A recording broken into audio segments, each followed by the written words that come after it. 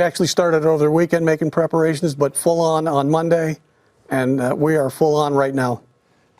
I wish you could just do everything so that nothing bad happens, but obviously you can't do that. What are the most important things that you try to do up front just to ameliorate the problems, the damage, and everything else?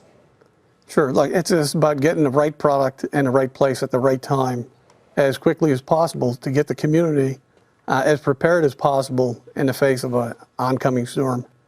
Before, during, and after, you're going to be full out, I guess. So right now you're focusing on the areas, I guess, that are going to be most affected. So there's things headed to North Carolina, South Carolina, Virginia.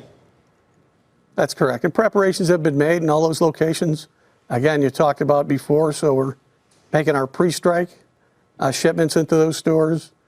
We'll be on it during, and we stay on it after to make sure we can return to normal or get the communities to normal and get them what they need as quickly as possible. Are the things you learned from Harvey and Irma that you didn't know before that have caused you to do anything different this time, since it's similar in the sense that it's slow moving and it could be more of a flooding or a water issue than a winds issue, although this could be both, I guess? And you're right. Look, I think it's important to note every one of these storms is different, whether it's Harvey, Irma, regardless of how many years go back. They all have some different results to them, but we did learn an awful lot last year from Harvey, from Irma, and from Maria that we've applied this year. There's another storm called Olivia that you're dealing with now, and I didn't realize this.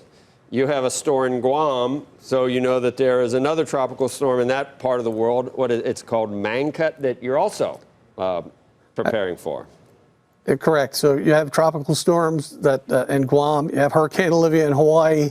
You have Florence in the Pacific, in the Atlantic. There's also a couple other storms in the Atlantic we're keeping an eye on as well. So both the Atlantic and Pacific theaters have storms, as you mentioned. It's something we keep an eye on every single one of them, again, before, during, and after. How many basic emergency supply kits? And that there's water, there's food, there's first aid, battery, radio, things like that. How many of those do you think that you'll try to get out? As many as we can. And there's plywood. There's all kinds of pre-disaster needs we try to get in those communities.